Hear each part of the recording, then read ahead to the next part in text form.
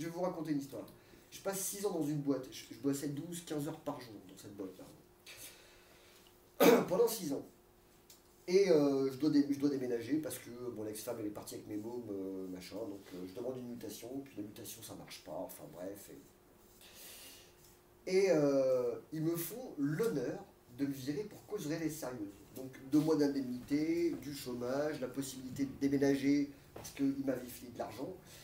Et la seule chose que je trouve à faire, c'est les foutre au prud'homme. Bah ouais, attends, j'étais bien payé, mais quand même, je bossais 15 heures par jour. Samedi compris, quoi, j'avais pas de vie de famille. Enfin, si, j'avais une famille, mais je les voyais jamais. J'ai mis 3 ans, après avoir fait appel, pour me rendre compte que finalement, il m'avait rendu un immense service. C'est complètement con, hein. J'aurais pu le voir dès le départ. Sauf que j'étais totalement imbu de ma personne. J'étais totalement persuadé de me dire, non mais quand même, tu te rends pas compte de ce qu'ils me font à moi. J'ai des étoiles sur les épaules. Les chevaux, hein. J'avais pas passé mes classes là-bas, j'avais pas. Hein, tout le monde était content de moi pendant 6 ans, on ne vire pas comme ça. Non, c'était pas pour faute grave, hein, c'était pour cause réelle et sérieuse. Les mecs m'ont filé des indemnités pour que je parte. Et je les ai foutus au prud'homme.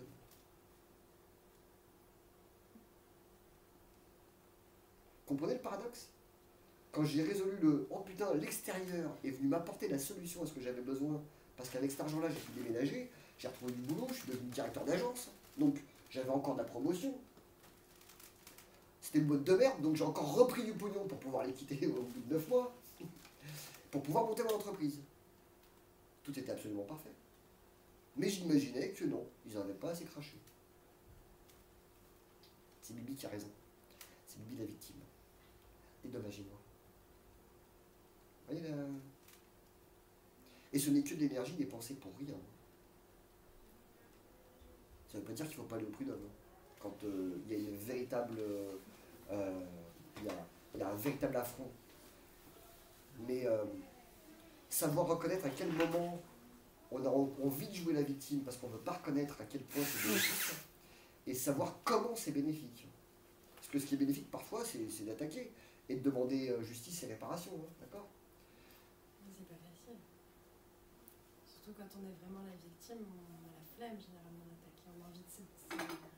Enfin, ouais, quand on est vraiment. Ouais, parce que ça, c'est de la lâcheté. Ouais. Quand c'est légitime d'aller au prud'homme, la plupart du temps, moi ça m'est arrivé et beaucoup de gens ne vont pas au prud'homme. Et quand c'est pas légitime. Ouais, je sais pas trop. Ouais, peut-être. Parce qu'on a envie de se débarrasser. Par expérience, je sais qu'au prud'homme, 90% des fois, quand t'es salarié, c'est toi qui gagne. Moi, j'étais parti de ce principe-là, hein, tu vois. Alors, par contre, après, quand j'étais à mon compte, tous les salariés qui m'ont mis au prud'homme, par contre, eux, ils ont tous gagné. Juste le retour de ça. C'est ça la résolution, c'est quand on accepte qu'à un moment donné, l'extérieur a toujours beaucoup plus raison que ce que nous on croit. Dès qu'on arrive à identifier qu'on est en train de jouer le rôle de la victime, du bourreau ou du sauveur, quand on se rend compte de ça, bah là, à ce moment-là, pouf, ça s'effondre. Mais c'est émotionnel, hein. La résolution, c'est une résolution énergétique. Ce que j'appelle énergie, c'est de l'émotion. Il n'y a pas de guérison de notre histoire autre qu'une guérison émotionnelle. Si on n'accepte pas de libérer l'émotion, si on n'accepte pas de regarder ce qu'on ressent réellement, il n'y a pas de solution. On ne peut pas guérir avec sa tête. On ne peut pas guérir avec un concept. Un concept, c'est un truc qui est mort. C'est un truc qui est vrai uniquement parce qu'on n'y touche pas. Un concept est vrai tant qu'il reste dans sa tête. Quand on a une conversation avec quelqu'un qui me dit « on m'a dit que, j'ai lu que, machin », c'est du concept. Non, non, je te parle, est-ce que tu peux me vibrer un peu avec tes tripes? Ton premier cerveau, il est là. Si tu ne parles pas avec de l'émotion, si tu ne parles pas de toi, si tu ne parles pas de ce que tu as vécu, tu parles de rien. C'est quand on se raconte, quand on ose dire qui on est, et dire qui on est, c'est pas dire ce qu'on fait. Hein.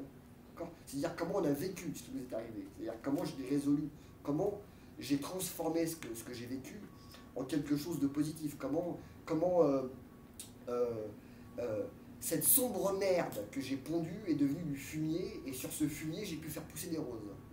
Tant qu'on parle du caca, on ne veut pas voir qu'il y a une décomposition naturelle qui va se faire. Le but, pour nous tous, c'est pas d'arrêter de faire caca. C'est d'accepter qu'il y a une transformation et d'accélérer cette transformation, de trouver le moyen d'accélérer pour pouvoir en faire du fumier et que ce fumier puisse devenir du terreau et que sur ce terreau on puisse poser des fleurs. Et il faudra bien l'enrichir, hein. Sinon il faudra bien l'arroser aussi. Et ça aussi c'est de l'émotionnel. Et tant qu'on veut résoudre, sa problématique avec des concepts, tant qu'on veut comprendre comment ça marche, pour pouvoir expliquer aux autres comment ça marche, tout en étant incapable de le faire marcher, et ben ce truc-là ne pourra jamais nous guérir. On peut faire autant de formations qu'on a envie, hein, je parle de formations qualifiantes, pour devenir hypno, faire de l'EFT, de l'access bar, du machin. On pourra faire autant de formations qualifiantes, tant que ces formations-là, elles sont là pour expliquer à l'autre que moi je sais que toi tu sais pas, ça ne marche pas. On ne peut guérir de rien. La seule chose qui va nous permettre de guérir, c'est d'accepter de ressentir profondément l'émotion, de rentrer en reliance avec l'autre, au plus profond de ce qu'on est capable de voir de nous chez l'autre.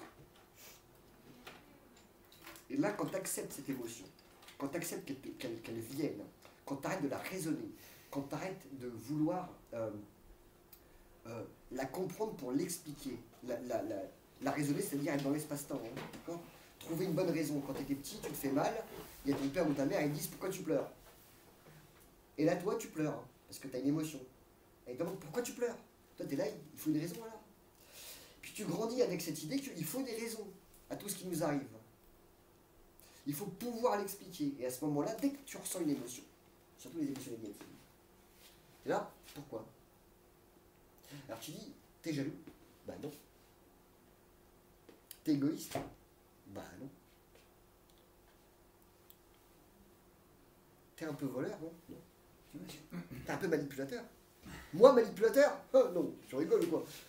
Vu comment étaient mes parents, moi je le serais pas. Dis-moi. Alors, on peut pas ne pas être d'accord avec ce que tu dis, c'est... Il y en a qui y arrivent. Non, je te jure. Ouais, certainement, certainement. En revanche, je pense que tu balances un petit peu la raison... J'en reviens à cette notion de paradoxe. On ne parlait pas du tout de la même chose, mais j'en reviens à cette notion de paradoxe. Un paradoxe, moi, tel que je le comprends, c'est par exemple le paradoxe du menteur. Si je te dis je suis un menteur, tu vois, qu'est-ce que tu peux faire avec ça? C'est-à-dire, si je dis la vérité, que quand je dis que je suis un menteur qui dit la vérité. C'est absurde, c'est une absurdité. Bah, c'est parce que tu définis uniquement comme si tu n'étais que ça.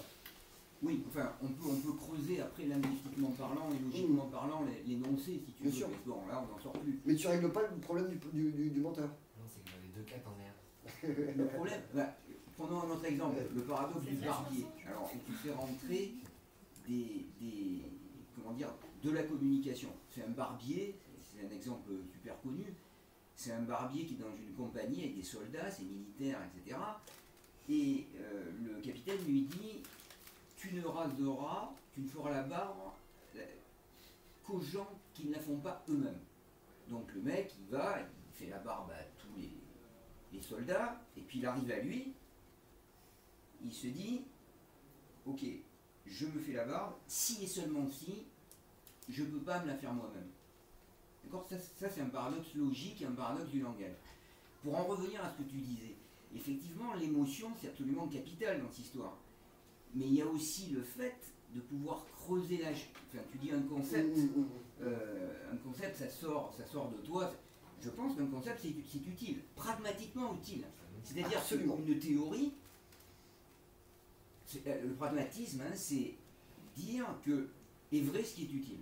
C'est-à-dire que la théorie, tu la balances s'il ne te sert pas à faire ce que tu veux. Alors, mais ça change. Je vais t'expliquer pourquoi c'est paradoxal ça. Mais alors, je finis les deux trucs, c'est-à-dire qu'effectivement, il y a l'émotion qui est absolument capitale, mais tu as aussi à un moment donné ce truc tranchant qui est de dire là c'est une connerie quoi. Oui, bien sûr. Mais alors, Ça, c'est parce que dans le causal, il y a le... Dans mon système, et c'est pas que moi qui l'ai inventé, j'ai dû le dire quelque part, et puis après je dis que c'est moi, d'accord? Bon. Donc, en haut, tu as Dieu, d'accord? Et Dieu, c'est le concept. Donc, c'est l'idée qu'on s'en fait, c'est l'image archétypale. C'est l'image qu'on a, je dis le mot Dieu, parce que comme ça parle à tout le monde. Et chacun a l'image qu'il croit que tout le monde a aussi, hein, d'accord? Donc, c'est absolument faux, parce que quand je pose ce mot-là, chacun croit qu'il a la même idée que moi, alors qu'on ne parle pas du tout de la même chose, les uns et les autres. Il n'y a personne qui a la même image de ce truc-là. C'est ça le concept.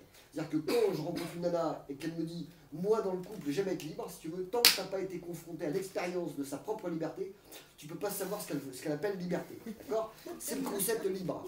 Ouais, mais moi, pour moi, libre, c'est genre... Enfin, tu ranges tes chaussettes où tu veux. Ah non, non, non, moi, c'était plutôt « Je sors quand je veux ». Ah non, c'est pas pareil. Bon, c'est dommage, on avait posé le même mot.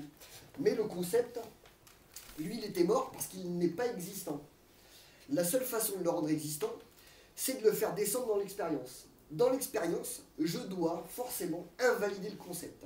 Si dans mon expérience, le concept est vrai, c'est que j'ai lu un bouquin pour regarder comment on faisait, et après, pendant que je le faisais, je me demandais si j'avais bon.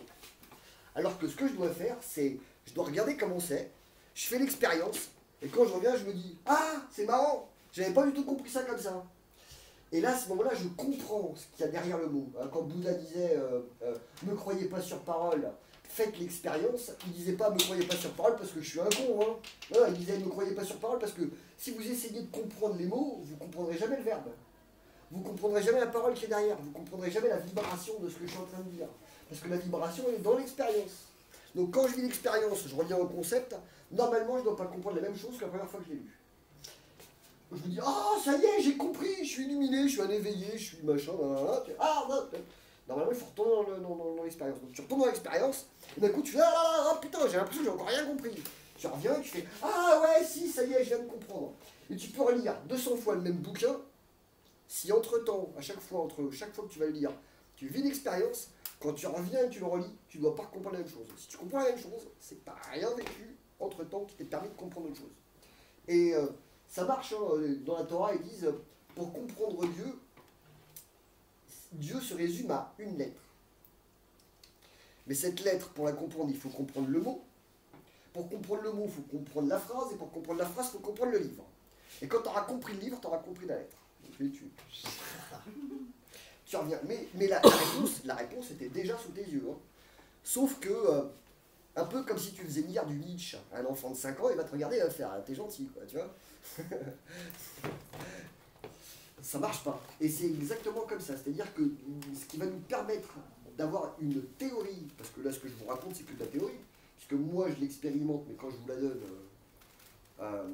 si vous répétez mes mots en pensant que vous avez compris ce que je vous ai dit, sans comprendre que vous n'allez répéter que ce que vous avez entendu qui vous concerne, et que tant que vous ne l'expérimenterez pas, vous ne comprendrez pas que c'est vous. Donc, dans ces théories-là, je les donne parce que moi, je les ai vibrées, hein, elles sont là. Mais ce que vous entendez, vous l'entendez avec ça. Et vous l'entendez aussi en partie avec ça. Mais à condition de savoir quand on l'entend avec ça, c'est quand on sait que c'est pour soi. Qu'on soit d'accord ou pas d'accord, d'ailleurs. Le plus drôle, c'est quand on touche quelqu'un exactement là où il a besoin d'être touché pour pouvoir bouger, et qui dit « Non, là, je suis pas d'accord ». C'est dommage qu'il n'est pas venu, ton pote. Oh. Il me faisait bien la conversation. Ouais. Vous avancez. Une bonne conversation. Oui, c'est vrai. Donc, évidemment, hein, entre le haut et le bas, entre Dieu et le diable, hein, entre l'expérience et le concept, eh ben, il y a la ligne du temps qui est qu'il y a le passé et il y a le futur. Et au fur et à mesure qu'on descend et qu'on fait la boucle, hein, quel que soit le sens dans lequel on veut tourner, dans cette boucle-là, on est en train d'expérimenter, on est en train de démonter le concept dans l'expérience. C'est là justement. Et dans l'expérience, on refait les concepts. C'est là justement tout l'intérêt du paradoxe. Tu parles de Dieu et du diable. Le diable vient voir Dieu, il lui dit écoute Dieu, fais un rocher si gros que tu ne puisses pas le soulever. Ça, c'est un sacré paradoxe. Hein. Et c'est là justement où tu te mets à rigoler. Tu parlais du Bouddha. Et c'est là justement où effectivement, tu sors du concept pour voir que tout ça, toute la théorie s'effondre, etc., etc. Et ce qui te reste, effectivement, c'est le corps, et c'est l'expérience, et c'est la psyché, et c'est l'émotion, et surtout, c'est ton moi. Ton moi que tu peux ouvrir, etc., etc. Donc, effectivement, mais je recrée des concepts à chaque fois que je fais une expérience, je recrée un concept différent. Voilà. Parce qu'on ne peut pas expliquer quelque chose sans le conceptualiser d'abord. Tout à fait. Mais conceptualiser une expérience, c'est largement plus rapide comme résolution de paradoxe que de vouloir copier-coller à ce qui est écrit dans un bouquin, parce que j'en ai rencontré plein, hein, des thérapeutes qui ont lu des bouquins super où ils disent on est tous un, tu sais. Ouais. C'est le sutra du diamant, hein. Le Bouddha n'est pas le Bouddha, c'est pour ça que j'appelle le Bouddha. Ça, C'est un joli c'est paradoxe. joli, hein. Ouais. Voilà. C'est un très beau paradoxe. Mm. Mais j'aime beaucoup le paradoxe où je rencontre une nana il y a quelques années qui me dit on est tous un, on est tous un. Je lui dis oh c'est marrant là, j'entends tu parles avec ta tête là, tu sais pas ce que ça veut dire, le un, le tout, le machin. Elle me dit oh bah oui, j'aimerais bien faire une séance d'hypnose, je voudrais faire une régression dans les vies antérieures. Je lui dis bon voilà, tu sais, ça colle pas avec le 1 parce que t'es un tout de suite là, tu peux pas être un dans les vies antérieures. Allez, supposons que ça existe, de toute façon t'es en train de les vivre simultanément tout de suite. Donc si tu veux on en fait une pour tout de suite, quoi. Tu dois avoir des problèmes aujourd'hui. Mais si tu veux, on peut faire dans les vies antérieures. Si tu as 80 balles à filer, je vais te les prendre. Et elle me dit, bah, on va où? Je lui dis, bah là sur Bordeaux, j'ai pas de cabinet, on va à une terrasse de café. Elle fait, bah non, tu te rends pas compte, il y a des gens quand même. Bah non, il n'y a pas des gens, on est tous un.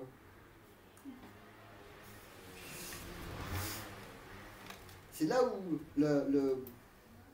comment on veut être dans le concept et y rester, comment on a envie d'imaginer qu'on a compris un truc parce qu'on est capable de le dire et qu'on va le bazarder à tout le monde en mode moi je sais, oh là là, moi je suis arrivé, je suis au-dessus de vous, c'est moi le meilleur. Et comment ensuite, quand on est confronté dans l'expérience à devoir le vivre, comme quoi on ne sait pas quoi. Il y a des gens, ils ont oh c'est marrant, l'exemple est venu et il est reparti. Il y a des gens, ils ont tout compris sur le polyamour, ils ont lu 20 bouquins. Mais ils n'ont jamais expérimenté une triangulaire.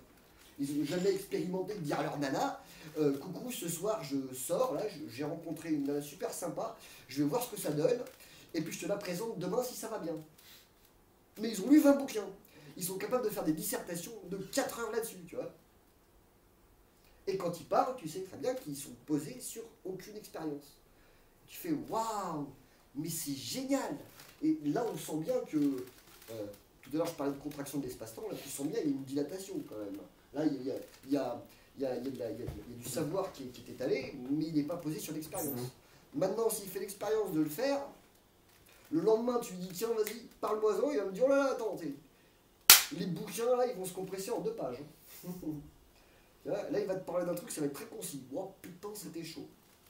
Et ça suffira largement à expliquer le concept de l'amour inconditionnel et dire, bah tiens, on n'y est pas, hein. On n'est pas tous un. Non, non, non, non, non. Il y a les péteux et il y a le monde. Comprenez la dynamique?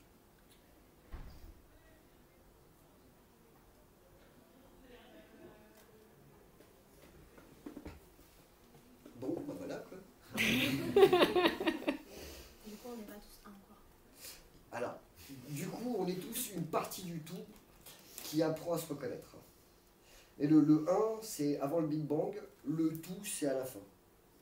Tu vois, c'est la dispersion de la matière, la création des formes différentes, et au fur et à mesure que les formes se diversifient, et donc il y a de plus en plus de diversité, donc il y a l'herbe, l'animal et l'humain, par exemple, pour en prendre que 3.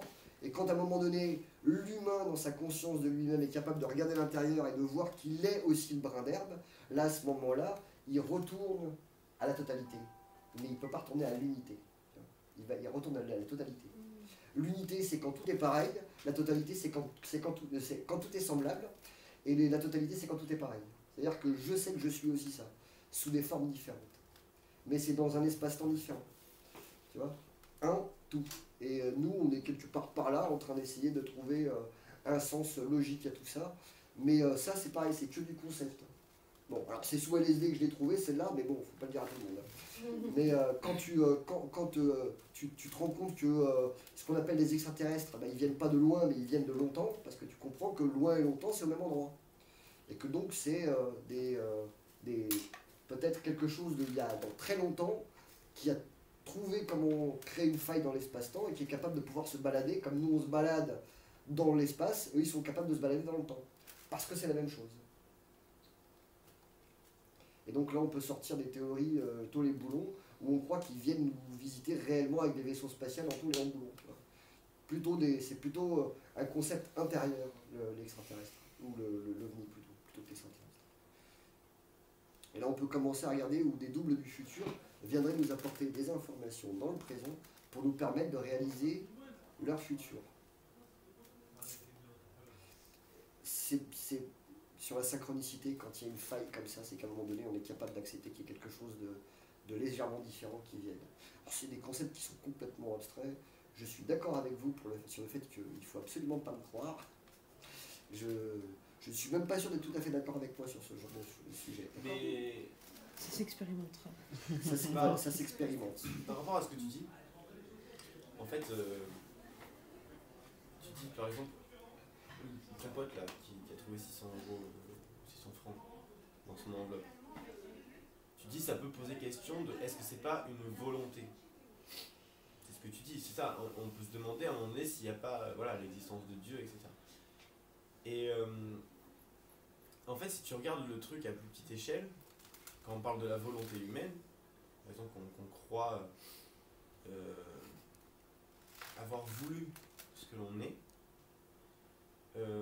on se rend compte souvent que c'est des populations de neurones qui vont réagir de telle ou telle manière et qui vont nous amener à avoir telle réaction, donc telle volonté, entre guillemets. Et donc on voit bien qu'une volonté dans un être qui est un comme moi par exemple, elle est possible grâce à un ensemble de mécanismes qui font émerger une réaction. Donc c'est pour ça que je me disais, il y a peut-être une histoire de volonté avec cette histoire d'argent aussi, dans le sens où même nous-mêmes, on ne peut pas vraiment prétendre vouloir uniquement par une cause, tu vois. Par un endroit fixe. Alors, la volonté, c'est quelque chose Mais vouloir et volonté, pour moi, c'est pas tout à fait la même chose. Tu peux vouloir quelque chose, y mettre énormément de volonté. Je fais par exemple dans ma sémantique, il y a volonté, il y a intention et il y a lâcher prise, d'accord? La volonté, c'est 90% d'effort pour 10% de récompense. L'intention, c'est 10% d'effort pour 90% de récompense, et le lâcher prise, c'est 100%. Mais alors, le lâcher prise, c'est le genre de truc que tu peux pas choisir, d'accord? Tu peux te dire, je pose une intention dans le futur, voilà, je voudrais que, et ensuite presque tu laisses faire. C'est-à-dire que quand je te dis que tu laisses faire, ça veut pas dire que tu fais rien. Ça veut dire que tu restes attentif dans le moment présent à tout. C'est-à-dire, par exemple, on va poser une intention de dire on veut déménager avec Virginie, on veut trouver plus grand, d'accord? Et on pose l'intention. Évidemment, on fait un peu de recherche, mais au bout de 3-4 coups de téléphone, on dit bon, ça va venir. Et là, à ce moment-là, quand on rencontre Chloé, et qu'elle dit ah tiens, machin, Manu, elle veut déménager, on dit elle veut déménager. Attends, tu vois, c'est peut-être une piste. Mais parce que on est attentif à exprimer notre besoin aux autres, et on est attentif à la réponse que l'autre va nous donner pour savoir si c'est bien une piste du futur qui vient vers nous. Et donc là, on peut le créer. Mais ça sort de la volonté. La volonté, c'est comme tu veux arrêter de fumer, vas-y. Bah, 90% des gens qui arrêtent de fumer par la volonté retombent dedans à un moment ou à un autre. Parce que la volonté n'a jamais permis de résoudre une seule problématique. L'envie, oui. La volonté, non. Mais là, j'ai utilisé de la sémantique, on est d'accord. Mais la volonté de vouloir, croire qu'on est plus fort que ce qui nous arrive, que ce qui nous meut réellement profondément, ça ne marche pas. Quand tu as besoin de fumer parce que tu as besoin de fumer, tu seras jamais non-fumeur, tu seras fumeur abstinent mieux. C'est-à-dire que tu vas compenser avec l'alcool, quoi. Tu vois ce que je veux dire? Si tu as besoin de gérer un truc. Oui, bah je voulais te parler par rapport Donne-moi un exemple. À l'expérience, justement l'expérience que tu parlais de ton pote. Non, toi. Le moi? Non. Non, mais là, j'avais pas en tête, j'étais vraiment parti là-dessus sur ma réflexion. Ouais. C'est parce qu'il lâche prise sur le fait qu'il n'a pas de bagnole. Il pourrait dire, j'ai pas de bagnole, je vais pas bosser. Il dit, je vais bosser quand même. Donc chez lui, il y a un truc qui craque. Ou dans son expérience, sa bagnole, il en a vraiment besoin pour aller bosser. C'est posé sur un vrai besoin, pas sur une volonté. Parce que c'est posé sur un vrai besoin, et qu'il lâche prise en allant prendre quand même le bus, que d'un coup, là, à cet endroit-là, il y a la solution. Est-ce que tu penses qu'il l'attendait à cet endroit-là? Non. Alors après, quand on dit, ah bah attends, mais moi je veux que ça m'arrive les synchronicités, donc comme je veux que ça m'arrive, je vais être tout le temps attentif, mais je vais attentif uniquement à ce que je crois vouloir et de la façon dont je crois que ça doit venir. Donc ça peut pas venir. Il y a 2 ans, on cherchait un mas, on a été habité sur Orange 1 an. Alors Orange, je sais pas si vous connaissez, faut pas y... Bon bref, non, j'ai pas aimé.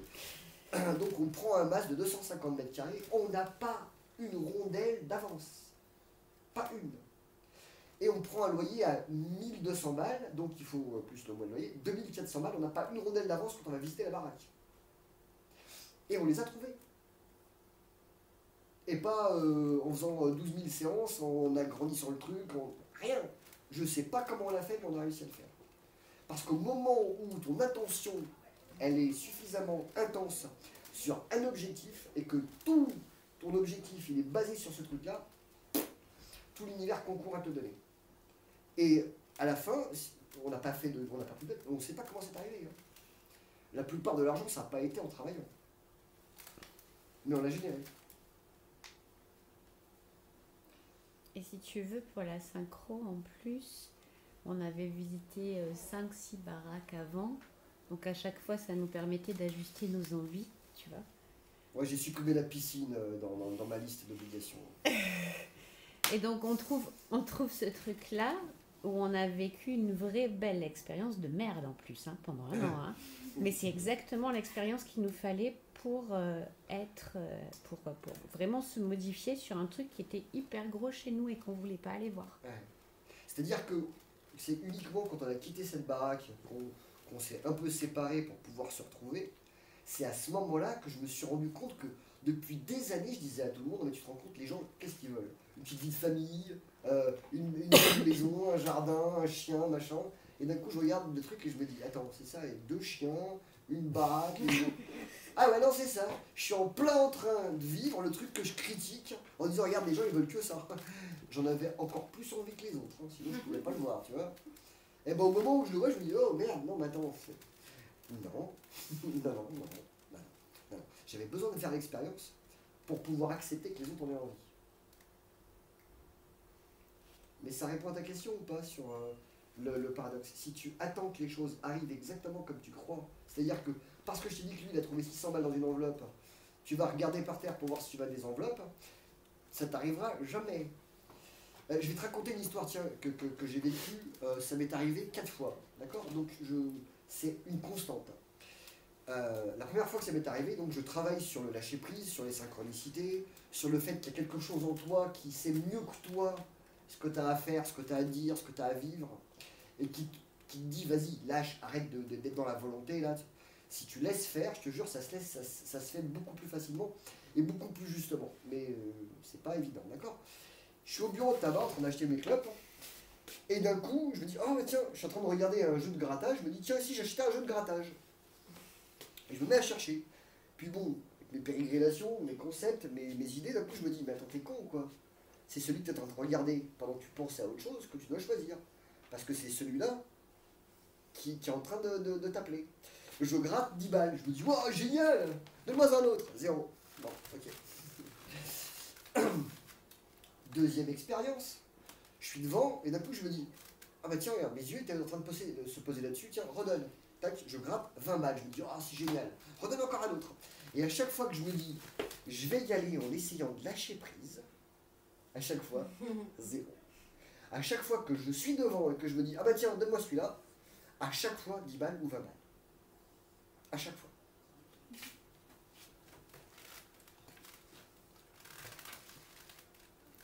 Parce qu'à ce moment-là, tu laisses les choses venir à toi, et surtout en plus, j'y pensais quand ça m'arrivait, c'est quand j'en avais pas besoin. C'est-à-dire que quand j'en avais besoin, d'accord, je vibrais, il m'en manque, donc qu'est-ce que l'univers t'apporte? Bah t'en as pas. Puisque tu vibres, il t'en manque. Tu veux, t'as pas ce que t'as pas, donc t'as pas. Si t'en as pas besoin, bah tu peux toujours en avoir plus. Tu vois? Mais ça, c'est parce que là, tu prends des notes parce que tu veux comprendre le concept. Parce qu'elle aime bien. Non, mais dans la question, c'est je veux comprendre de quoi il s'agit. Alors que c'est ce que tu pourrais expérimenter, c'est plutôt comment je me sentirais le jour où ça m'arrive. Et te demande pas comment. Et là déjà ça change un truc. Mais c'est super compliqué d'accepter que c'est par nous que ça passe, mais que c'est pas nous qui le maîtrisons. Ça nous est arrivé tout à l'heure. Ça nous est arrivé tout à l'heure. Il m'a dit comment il va Thomas. Et Thomas m'a appelé au moment. Et après, je lui ai dit je suis avec Victor. Il me fait oh, je pensais à Victor.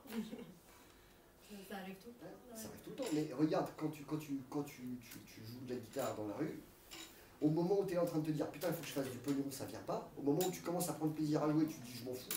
D'un coup, cling, cling, cling, cling, cling, cling, et ça tombe tout le temps. Tout seul. Dès que tu lâches le truc et que tu es en train de faire ce que t'aimes, devant les gens, tu as ton chapeau, tu laisses faire le truc, au moment où tu laisses faire, ça se fait. Si d'un coup tu es là en train de te dire putain, pourquoi personne me donne, bah ils ne donneront pas. Hein. Jusqu'à ce que tu comprennes que tu étais là pour jouer de la guitare et pas pour faire du pognon. Au moment où tu te rends compte que tu es en train de faire ça parce que c'est ça que tu as envie de faire, d'un coup ça vient. C'est juste ou pas ça? Oh, Bichette.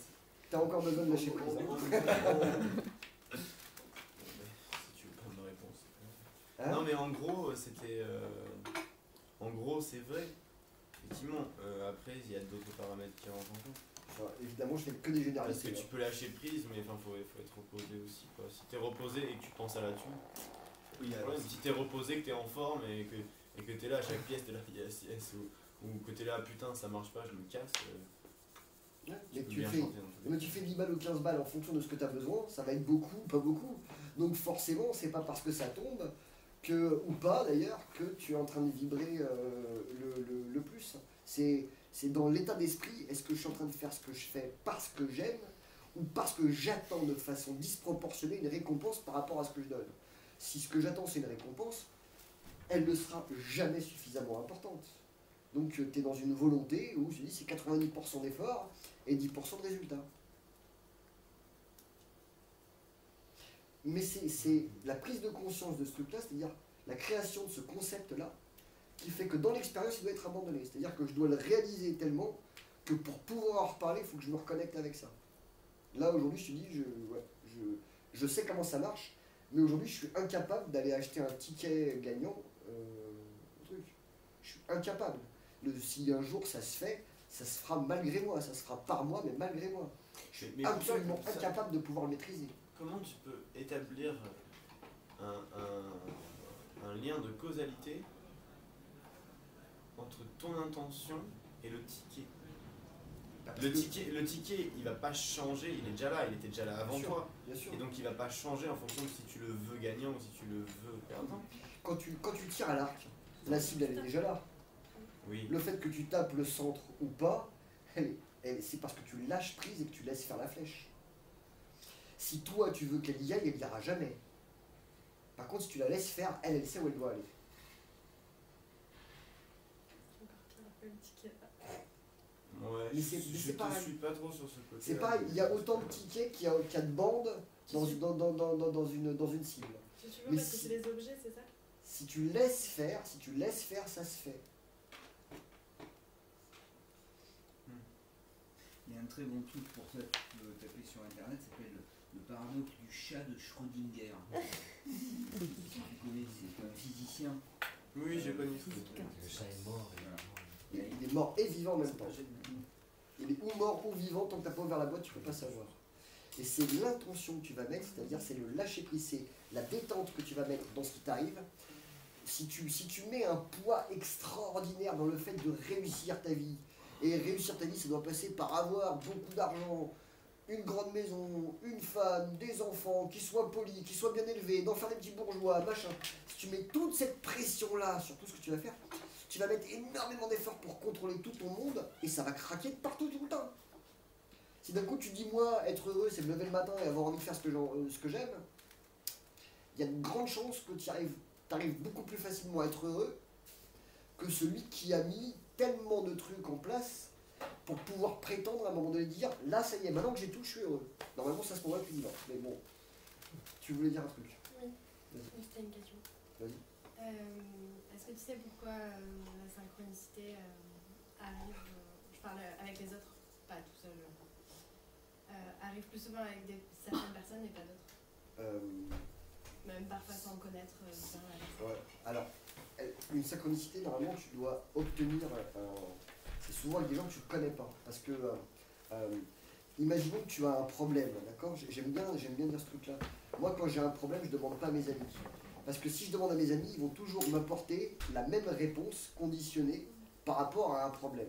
Si par contre, d'un coup, je dis bah, j'ai un problème, je ne demande pas à mes amis, je suis obligé de faire un effort d'imagination pour imaginer que la solution se trouve ailleurs. Et là, à ce moment-là, je ramène à moi des gens, des objets, des façons de penser qui sont en dehors de ma problématique et qui vont me permettre de la résoudre. Si à chaque fois qu'il me manque 50 balles, je demande toujours à la même personne 50 balles, et qu'il me file tout le temps 50 balles, je vais toujours avoir besoin de 50 balles. Parce que je sais que lui, il les a. Et qu'il va me les donner. Si d'un coup, j'accepte de ne pas lui demander les 50 balles pour pouvoir trouver d'autres façons de les générer, à ce moment-là, je vais trouver une solution à laquelle j'aurais jamais pu penser, qui va m'être apportée parce que justement, je refuse de faire tout le temps la même chose. Et là, à ce moment-là, ploum, ça vient. Mais c'est forcément avec quelqu'un que je ne connais pas. Qui va me porter une solution à laquelle je ne pouvais pas penser, de façon causale. C'est intéressant, mais c'est pas du tout ce à quoi je pensais, mais en effet. Alors, pardon, vas-y. Non, mais c'est moi qui me suis dit, ça m'a apporté une autre réponse. Il y a des personnes comme ça, instinctivement, on va s'en rapprocher. Et avec qui ça va être, du coup, tu parlais d'alchimie. Et il va se passer plus de synchronicité qu'avec d'autres. Je sais pas pourquoi. Enfin, moi, j'ai expérimenté ça en tout cas. Je pense que d'autres personnes aussi. Enfin, je sais pas. Et il y a des personnes avec qui, au contraire, je voulais savoir est-ce que. Et pourtant, en dehors de la relation, si elle est bonne, il n'y a pas de bon ou mauvais, mais même Oui, non, elle peut être désastreuse. ça peut être agréable ou désagréable en tout cas. Ouais, voilà. Je parle pas de la nature de la relation, si elle est évoluée ou non. Je parle il y a des personnes comme ça avec qui on va être facilement connecté, même souvent la relation est désastreuse, mais instinctivement il va se passer plus de synchronicité et moi ça m'est arrivé en tout cas. Pourquoi je sais pas. Avec d'autres personnes. Pourquoi? Alors, je pense pas que là-dessus on peut poser le mot synchronicité. C'est un petit peu comme quand il y a des intrications. Se tire vers le haut. Oui, il y a des intrications l'un avec l'autre parce qu'on ne rencontre jamais personne par hasard. Donc comme c'est pas par hasard, on va regarder en miroir l'autre comme que ce soit un miroir ou un miroir inversé. Que ce soit un miroir ou un miroir inversé, ça va nous parler de nous, ça va nous parler à nous aussi. Donc forcément, oh putain c'est trop drôle quoi ce que tu me racontes, j'ai vécu la même chose. Bah évidemment, t'es là pour me rappeler ce truc là pour que je puisse le revisiter. C'est pour ça qu'il y a autant de cohérence. Je prends souvent cet exemple-là pour te rendre compte à quel point on ne voit le monde que par rapport à ce qu'on a besoin de voir et ce qu'on est capable de voir. Mais si tu descends la rue du centre-ville et que tu cherches un petit jean parce que tu as envie de te faire belle, je sais pas quoi, machin, tu vas descendre, tu vas regarder que les magasins de fringues pour nana. Et puis tu arrives en bas à la place de la Comédie, paf, tu te fais mal à la cheville, tu dis ah merde, putain merde, je vais avoir besoin d'un peu de Saint-Ol, est-ce qu'il y a une pharmacie? Tu dis attends, par là où je suis passé, je sais pas si j'en ai vu une ou pas. Et quand tu remontes, tu te rends compte qu'il y en a 3. Tu dis ah bah merde, tiens, je les avais pas vus. C'est normal, on n'avait pas besoin. Donc quand on a besoin de quelque chose, et on a toujours des besoins émotionnels là, puisqu'on déborde d'émotions, et donc qu'est-ce qu'on va faire? Eh ben, on va se coller avec des gens en face qui vont être dans cette même vibration émotionnelle, et on va se rencontrer pour aller se confronter à cette relation. Alors soit ça va générer de l'émotion positive si on est capable de la supporter avec l'autre et de savoir libérer cette émotion de façon positive, c'est cool. Sinon, c'est pas grave, tu rencontres l'autre, tu te frites avec, ça va générer des émotions, et de toute façon, ça va les libérer. Le but, c'est d'avoir des émotions. L'univers s'en fout, qu'elles soient positives ou négatives. Le but, c'est de réussir à avoir des émotions, à accepter de les faire sortir. Et c'est pour ça qu'il y a énormément de friction, parce que la plupart du temps, on est quand même beaucoup plus capable d'accepter d'avoir des émotions négatives que d'avoir des émotions positives. Tu rencontres une nana, elle dit « Oh ouais, il me plaît bien, machin, là, ou un mec. Oh, il me plaît bien, machin, là, t'as envie de la voir, tu sais, c'est positif, t'as envie. » Et puis d'un coup, le mec, il va un peu trop vite, tac, il t'embrasse. Et là, tu fais « Attends, qu'est-ce qui se passe maintenant? Ah, ça y est, t'as peur, c'est fini, c'est mort. T'étais à plus 5, tac, t'es à moins 5. » Et là où c'était positif de rencontrer l'autre, d'un coup, le fait de croire qu'il y a un engagement dans le temps, dans la durée, machin, il y a une étiquette à coller sur on est en couple ou je sais pas quoi, d'un coup, paf, ce truc devient une contrainte sociétale, et là à ce moment-là, le plus 5, pouf, se retourne en moins 5. Et d'un coup, oh, on dit ah non, je peux pas. Et donc là, toutes les émotions positives qu'on avait au départ de vouloir quelque chose, elles se transforment en négatives. Mais c'est pas grave, parce que le but c'est d'avoir les émotions. Et le truc c'est peut-être aussi d'accepter, enfin j'en suis même sûr, je dis peut-être, mais c'est d'accepter d'avoir des émotions négatives. C'est-à-dire, tu sais, quand tu es toujours dans les émotions positives, tu es un peu con quand même. Hein. Toujours comme ça. Ah oui, bien sûr, oui. Donc c'est pouvoir les accepter, pouvoir les vivre. Et ça c'est un gros travail. Pour que la colère ne devienne pas de la violence, que la tristesse ne devienne pas du suicide, etc. ou de la neurasthénie. C'est un gros travail. Bah, le truc, c'est que quand la plupart du temps, ce qu'on fait, c'est qu'on retient les émotions négatives, on les retient et par-dessus, on voudrait mettre des émotions positives. C'est-à-dire qu'on voudrait pouvoir manger ce qu'il y a dans la marmite sans avoir besoin de défaire la pression. Et donc ce qui se passe souvent, c'est qu'on va rencontrer des gens qui vont être dans une surexploitation des émotions positives pour cacher l'émotion négative, c'est-à-dire qu'il faut un peu de pchit de temps en temps, là, donc il y a un peu de vapeur et ils pensent qu'ils sont... Voilà. Mais sans jamais réellement libérer l'émotion négative. Le plus compliqué et ce qui nettoie, c'est... en alchimie, on parle d'œuvre noire, d'œuvre blanc et d'œuvre rouge. Hein. Dans l'œuvre noire, c'est aller regarder vraiment, de mettre le nez dans son putain de caca. Hein. Et la plupart du temps, on voudrait passer cette étape-là et arriver tout de suite dans une espèce de béatitude tranquille où tout va bien. Hein. C'est pas possible. Il y a un moment où il faut aller regarder tout ce que... il y a quelques mois, je sais plus ce qui m'est arrivé, où je me suis rendu compte que je forçais encore un peu trop mes émotions et que je les rationalisais encore beaucoup trop. D'un coup, je me suis dit, ah bah attends, tiens, fais le jeu d'aller regarder ton émotion. Et là, il m'est arrivé un truc, mais c'est génial, parce que c'est vraiment de l'expérience. Hein. Je me rends compte que je suis profondément jaloux, là où j'avais posé un non. Moi, je suis capable, je peux raisonner le truc, machin. Et d'un coup, elle me submerge, mais comme un truc, c'est un torrent de boue. Et ça dure, quoi, 1 heure, 2 Bon, 2 jours, c'est ça que je veux dire. Bon. Mais au bout de 2 jours, tout ce torrent que j'ai accepté de laisser sortir sans le raisonner, sans me dire oui, mais il n'y a pas de raison, mais pourquoi, machin, juste d'accepter que l'émotion elle soit là. D'accepter de la donner et de lui dire c'est moi, hein, c'est que moi, c'est pour moi. Et ben, au moment où elle est sortie, ce truc-là est passé et il s'est transformé pour pouvoir me permettre de regarder quelque chose que j'aurais jamais pu voir sans ça, c'est la rivalité avec les hommes. Parce que la jalousie, elle est posée sur la rivalité. Mais comme quand on se croise dans la rue, on s'ignore et on se regarde pas, on se check juste comme ça du regard là, pour faire genre t'en as une plus grosse que moi ou pas, est-ce que je peux te la mettre ou pas, puis après on regarde plus. Donc pour pouvoir aller regarder ça, il fallait d'abord aller accepter l'émotion. Et ensuite, quand je rentre dans ah dis donc il y a de la rivalité, d'un coup je suis capable d'observer qu'à chaque fois que je vire, que j'arrête de regarder, ce que j'essaie d'éviter, c'est une profonde angoisse. Et d'un coup, là, aller regarder cette émotion qui remonte, et c'est encore difficile aujourd'hui, mais quand tu regardes cette émotion, cette colère, cette impuissance sur laquelle elle s'est posée, tu fais ouh, il y a un sacré paquet à sortir. Là, il y a de la rage qui est coincée à l'intérieur. Il y a de la rage qui est posée sur de l'impuissance, qui est posée sur de l'angoisse. C'est de partir d'où tu es, Bien sûr. finalement. D'être Et vraiment là. voilà. Et arrêter de croire que... Mais qu'est-ce que c'est dur, hein? Oh putain.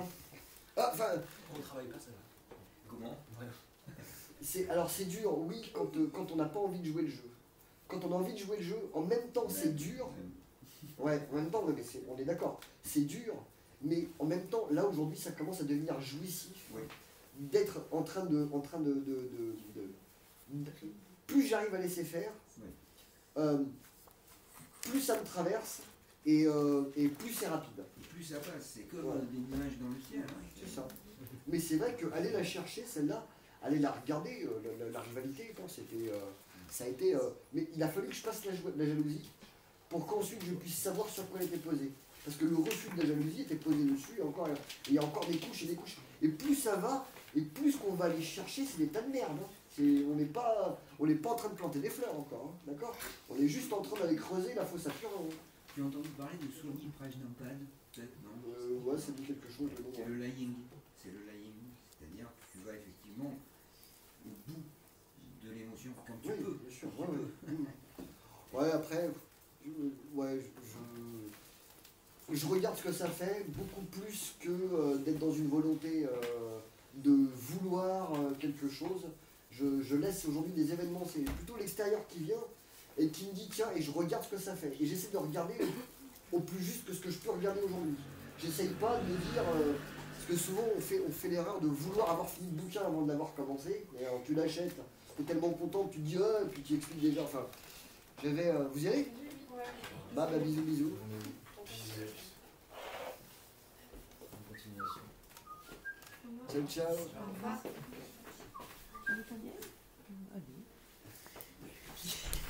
Bah de toute façon quelle heure il est là? 23h. Mais non, 3h. bon on peut arrêter là aussi, hein, il y a...